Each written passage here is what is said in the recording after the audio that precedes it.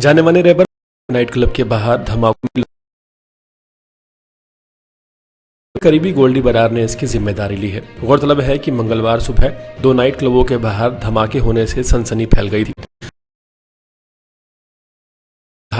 2 bike सवार फेंककर फरार हो गए थे। मंगलवार को लॉरेंस बिश्नोई ग्रुप के गोल्डी बरार और रोहित गोदारा ने इस बम ब्लास्ट की जिम्मेदारी ली है। फेसबुक पर एक पोस्ट अपलोड करके लिखा है कि चंडीगढ़ में हुए बम ब्लास्ट हमने करवाए हैं। संविधान दिवस की 75वीं वर्षगांठ के मौके पर मंगलवार को राष्ट्रपति द्रौपदी मुर्मू ने स्मारक सिक्का और एक डाक टिकट जारी किया। नई दिल्ली में संविधान सदन के सेंट्रल हॉल में हुए समारोह में ऐतिहासिक सिक्का जारी किया गया, जो कि 75 रुपए का है। संविधान दिवस पर संसद के दोनों सदनों की संयुक्त बैठक को संबोधित करते हुए द्रौपदी मुर्मू ने कहा कि संविधान एक जीवंत और प्रगतिशील दस्तावेज है और इसी के साथ ही राष्ट्रपति ने संविधान की पहली संस्कृत प्रति और उसके मैथिली संस्करण का भी अनावरण कर दिया। सुप्रीम कोर्ट ने मंगलवार को देश में बैलेट पेपर से चुनाव करवाने वाली याचिका को खारिज कर दिया। शीर्ष अदालत ने कहा कि इलेक्ट्रॉनिक वोटिंग मशीन ईवीएम से छेड़छाड़ के आरोप तभी लगते हैं जब कोई राजनीतिक पार्टी चुनाव हार जाती है, मगर जीतने पर इससे छेड़छाड़ नहीं होती।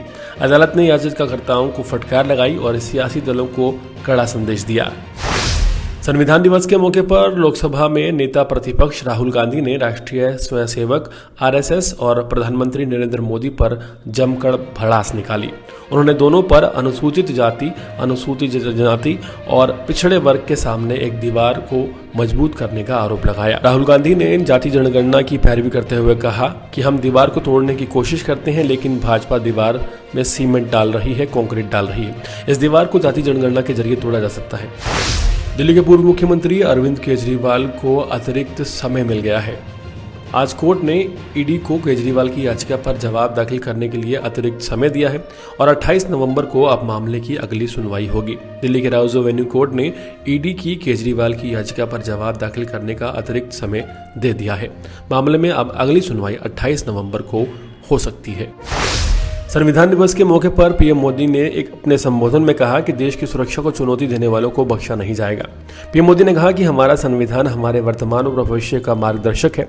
बीते 75 वर्षों में देश के सामने जो भी चुनौतियां आई हैं, हमारे संविधान ने हर चुनौती का समाधान करने के लिए उचित मार्गदर्शक किया है। संविधान से मिली शक्ति की वजह से आज जम्मू कश्मीर में भी बाबा साहेब अम्बेडकर का संविधान पूरी तरह से लागू है। भारत सरकार ने मौजूदा पैन कार्ड को अपग्रेड करने के लिए पैन 2.0 प्रोजेक्ट को मंजूरी दे दी है। केंद्र सरकार ने पैन अपग्रेड के लिए पैन 2.0 की शुरुआत करने की बात कही है। केंद्रीय मंत्री अश्वनी वैष्णव ने कहा है कि पैन 2.0 प्रोजेक्ट एक ई गवर्नेंस की पहल है। इसका मकसद पैन ऑथेंटिफिकेशन से लेकर पैन के इस्तेमाल को आसान और सुरक्षित बनाना है। उन्होंने कहा कि पैन कार्ड का ऑपरेट करने वाले सॉफ्टवेयर 15-20 साल पुराने हैं, जिन्हें अपग्रेड करने की ज़रूरत है।